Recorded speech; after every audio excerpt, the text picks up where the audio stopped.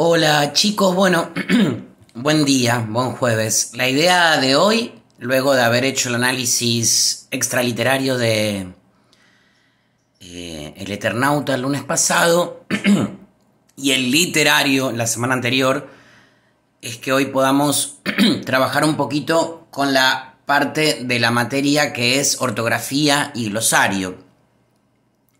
En ese apartado de la materia vamos a estar analizando, como lo hicimos en el primer trabajito práctico con la acentuación, vamos a estar trabajando la ortografía de la puntuación, ¿sí?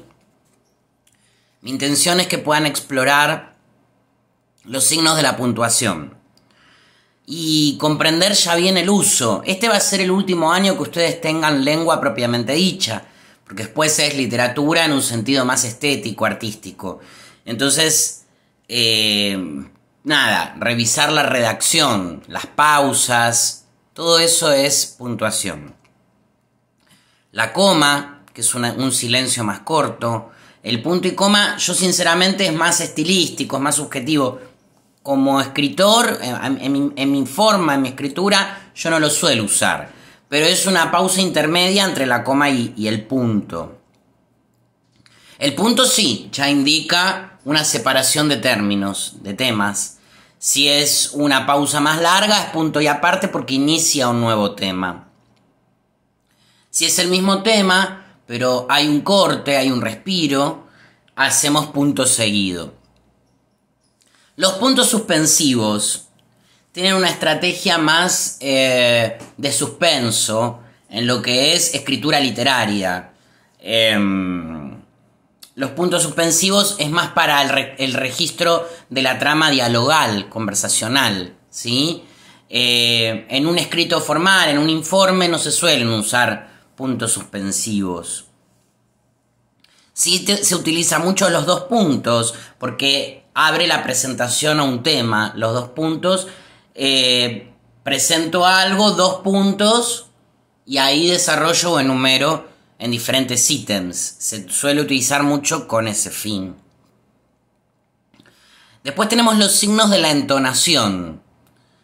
Y ahí tenemos varias cosas que pensar.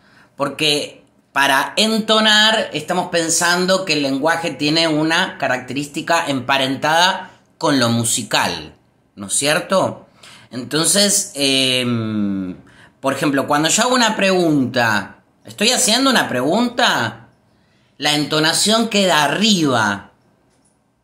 De todos los hispanos parlantes, los rioplatenses, Uruguay y Buenos Aires, fíjense que no es el caso de Córdoba, Catamarca u otros lugares, la entonación suele quedar abajo. Cuando yo cierro una oración, la entonación suele ir disminuyendo hacia abajo.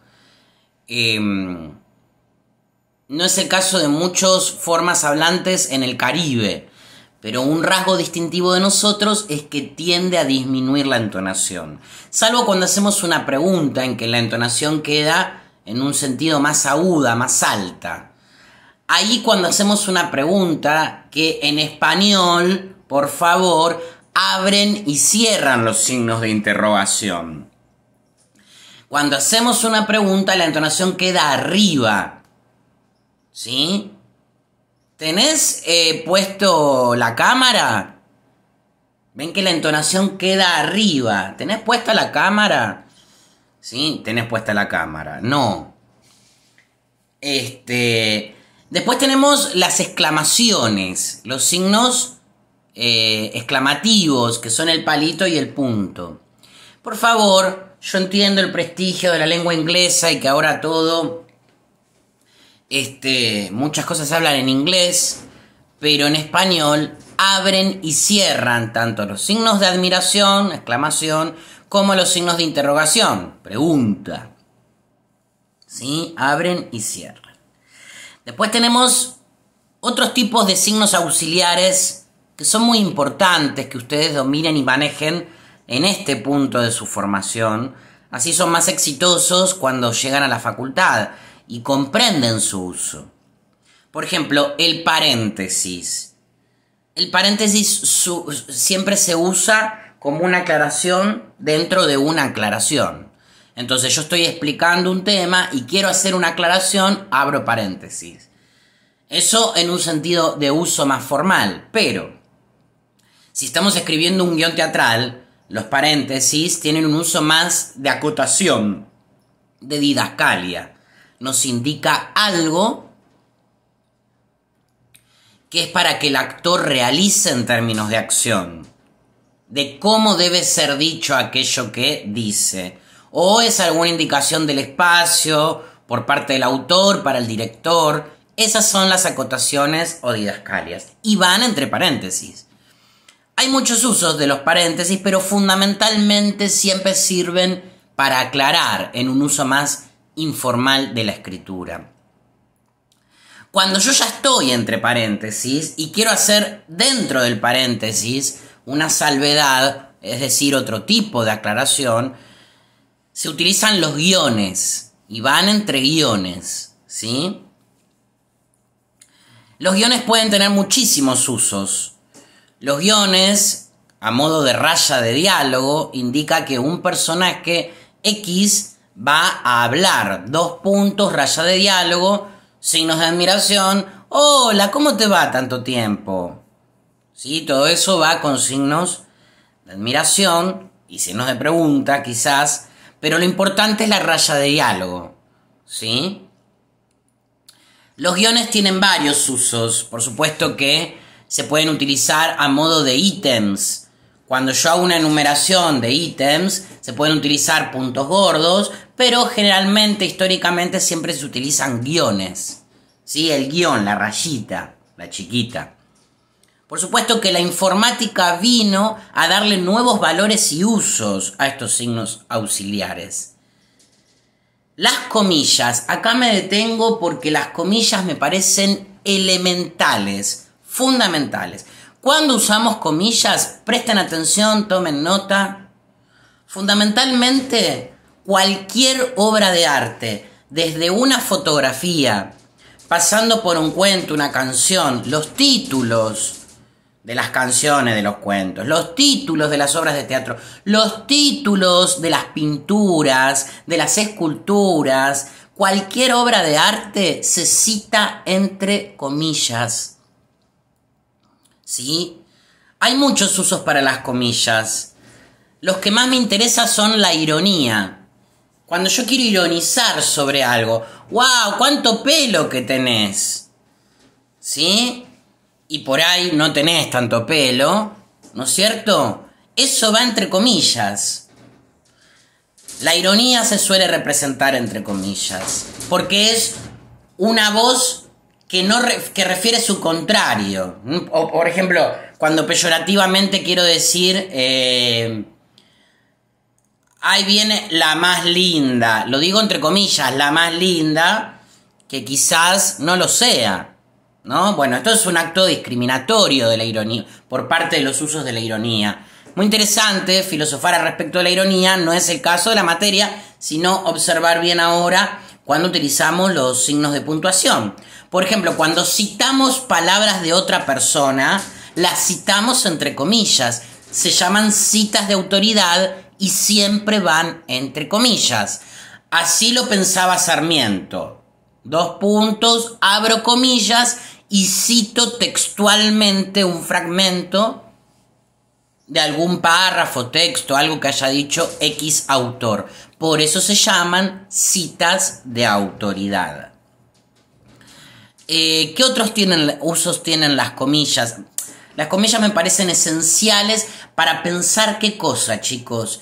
El lenguaje adentro del lenguaje, es decir, las comillas sirven para pensar discursos dentro de otros discursos, ¿sí? Se los llaman recursos polifónicos. Poli, muchas, fono, voces. Hay voces adentro de otras voces. Y esas otras voces que están siendo narradas por la primera voz siempre van a ir entre comillas. Siempre. Ya lo vamos a ver un poquito esto más con profundidad cuando quiera que investiguen sobre este trabajito práctico nuevo que les voy a proponer respecto de los signos de puntuación.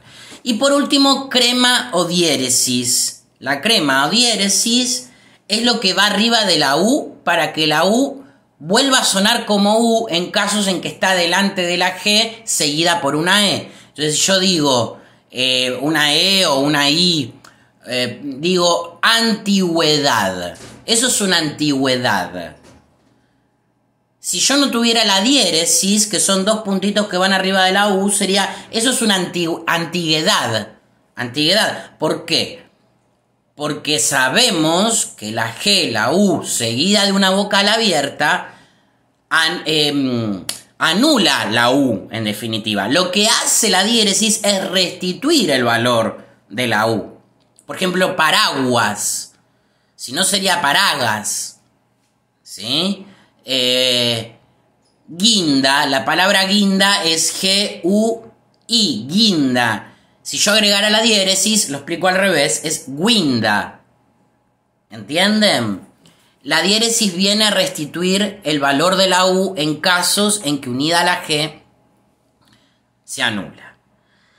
El asterisco. Bueno, el asterisco tiene muchos usos y ahora con la cibernética, con la tecnología, cobró nuevos valores. Es uno de los casos en los que junto con el arroba y junto con otros criterios, patrones lingüísticos que se adhieren a los lenguajes informáticos, han cobrado nuevos valores, que eso va a acceder a lo que vamos en la materia, pero fundamentalmente el uso del asterisco es para hacer aclaraciones. Cuando queremos hacer notas al pie y no nos da espacio en la hoja y nosotros tenemos toda la hoja ya ocupada y queremos hacer una aclaración respecto de una palabra, le agregamos arriba en la superficie un asterisco y el asterisco va a venir después abajo como a nota de pie de la hoja la aclaración de esa palabra. Es como una nota al pie. ¿Qué son las notas al pie?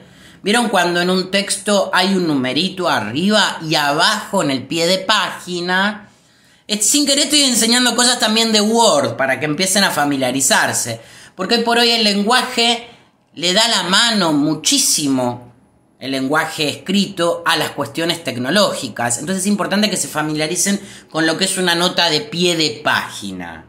Yo agrego en una palabra un numerito y abajo de todo de la página se aclara ese número algo respecto de esa palabra citada. Eso es una nota de pie de página. Estos recursos van a ser muy útiles para cuando entren en la universidad, cuando tengan que elaborar monografías, informes. Las notas de pie de página hacen que un trabajo pueda ser mucho más rico, más potable, más interesante. Bueno, cuestiones que también son útiles, los guiones, ahora recordándome, cuando citan bibliografía. Bien, hasta acá.